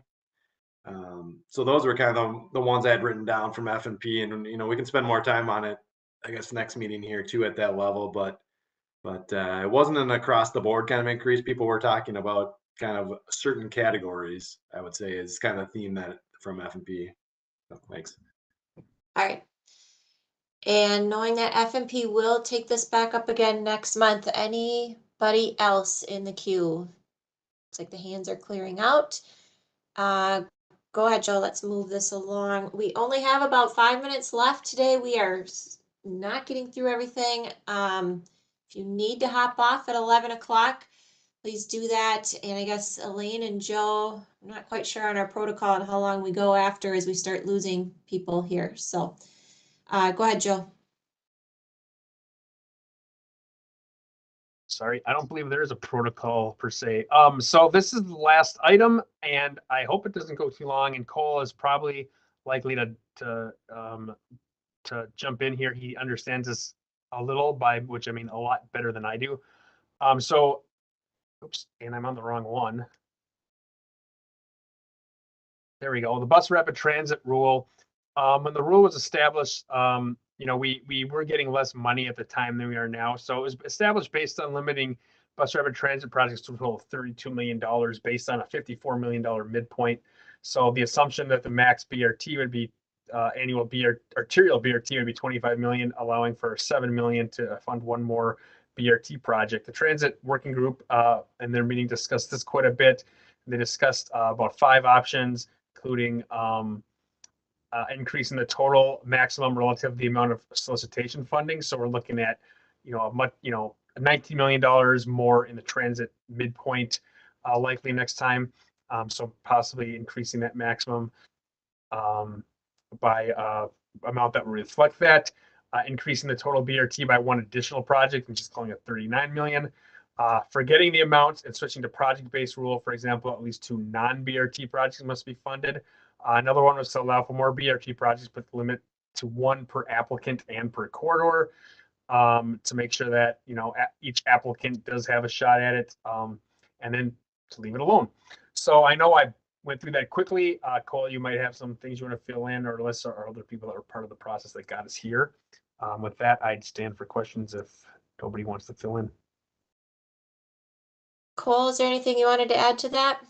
Yeah, I would just add that we presented the third bullet, the switch to a project-based rule, to TAB last month. I would say kind of a cool to lukewarm reception. I think they wanted to think about it more. I know that the transit group wanted to think about these options, but I really do think it'd be helpful if TAC narrowed down this list to 1 to 2 options for TAB to think about. Otherwise, we're going to have another robust discussion at TAB and another robust discussion at F&P. So I know that we're late on time. I will say the transit working group did think about this, and just to any members or agencies that are on that group, I think we'd also welcome written feedback on these options ahead of the TAB meeting. But it would really be helpful to get this down from 5 to at least 2 options. Okay. Just for what it's worth, Madam Chair, this is an item that maybe could take further thought given the legislative action that's going on right now. There could be a substantial amount more money in the region if the legislature has its way. That's a good point.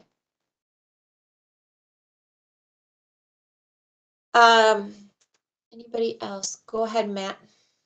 Yeah, I just want to echo really Lyndon's point. I think there's a lot going on at the legislature right now that could impact funding for transit potentially. I mean, the STA is pretty well known that we feel there should be no change in the BRT maximums. We frankly think that the purpose of the regional solicitation isn't because of the lack of funding that's existed for transit for so long. I understand the need to try and use as many resources as possible to get these projects moving.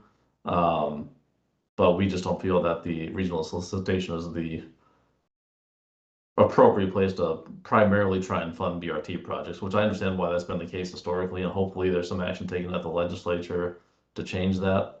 So I just think it's premature to try and make this decision right now. Go ahead, Lissa. Yeah, I somewhat agree with that, although, you know, if we're trying to attempt to narrow this, you know, based on that is one of the options that stays is no change until we know more. I know the legislative session doesn't 100% align with when we need to magically might. But I'm wondering if we go with no change and that top bullet of just simply increasing the maximum as kind of a middle ground, if you will, as we're in this strange position of not knowing how much funding is coming to transit. I'm open to the discussion on that. But yeah, like I've said before, the spirit of this has so much background that making a full host switch on the intent behind it is really hard for me to advocate for, and I think hard for my commissioner to advocate for, with so much unknown on where, you know, the arterial program could potentially get funding long term. All right, thank you. Anyone else on this? Go ahead, Cole. Yeah, just one more point. If we do explore increasing the maximums for transit awards, I think we naturally have to revisit this. So just to keep that in mind.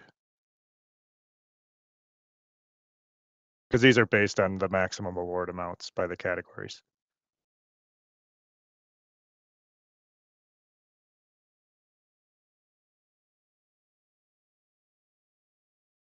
So in other words, the no change doesn't apply if the maximum is increased.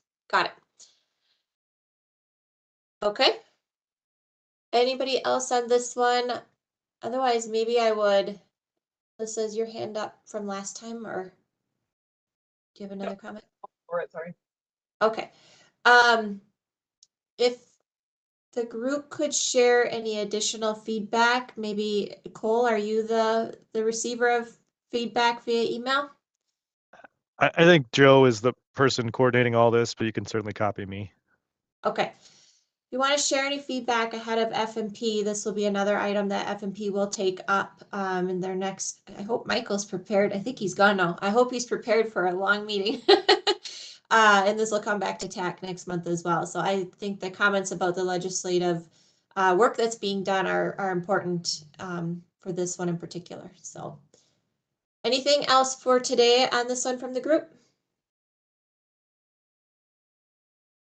All right, Joe, where are we going next? It's 11:01. I think we're starting to lose people. I did have one more request that from Tab was to consider whether elements of one project could be submitted in another. Right now, we do have a requirement that it says applicants must not submit an application for the same project elements in more than one funding application category. We have received in the past some applications that have some overlapping within the same category, not different ones. And the request was to look at trail projects that are being submitted as a roadway project, but could the committees consider a change to that, and wanted some feedback on that. I want to make sure I understand the question. So a roadway project is submitted that includes a trail that is probably along the roadway, and could the project be submitted for the roadway portion of the cost in the roadway category and the trail portion of the cost in the bike ped category? Or duplicating, so the roadway would have the trail project with it. Could they also just submit a trail standalone in the trail category? Currently, they're not allowed to do that based on the requirements. But that would imply some independent utility, to throw a federal term at you guys, between the roadway and the trail projects, right? And they could be. I mean, a trail could be constructed on its own without the roadway. So would we ask applicants to demonstrate the independent utility? That is I'm just thinking out loud. Anybody else in the group have thoughts on this one? Yeah, Madam Chair Linden, I think it might work in some cases, but I would think a lot of projects, it would be very tough to build the trail alone without, moving it away even further from the road. If it's along a road corridor, they're usually very integrated in how they're constructed. I agree. Setting of grades, drainage, all of that has to be kind of looked at together. I agree. So that can be feedback we take back to TAB then. Yeah, I think there's a lot of engineering challenges that go into that. So and maybe the design is developed and you can still break it apart so you can design it together and build it separately, but that introduces different challenges on the construction side. So And I think part of it they're looking at, we have the trail category and we have a lot of trails built separately. If it's could be done separately, could they apply for both? Right now they cannot with the requirements.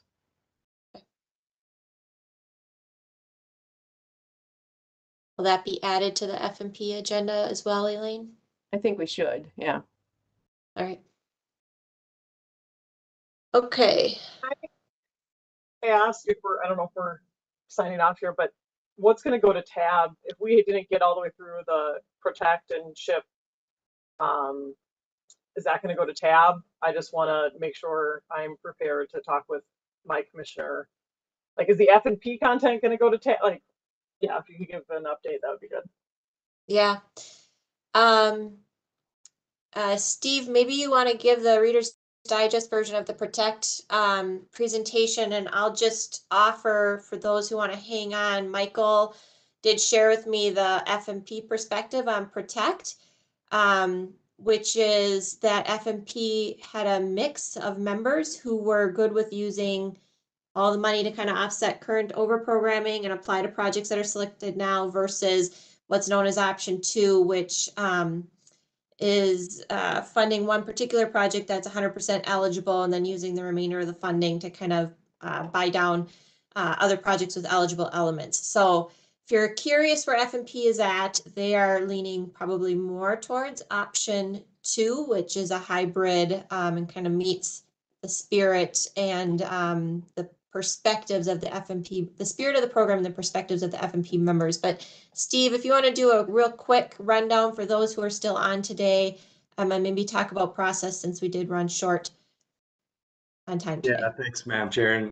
And I did converse with Brad Utek a little bit on MnShip, and I'll put in the chat and it's in the PowerPoint too. There's a survey, so he encourages people to go through the budget planning thing on MnShip and look through the slides and ask him if you have questions. So Protect, I can go through it quickly. I think we should come back next month, and I think we should hold on this to go to TAB, to tell you the truth.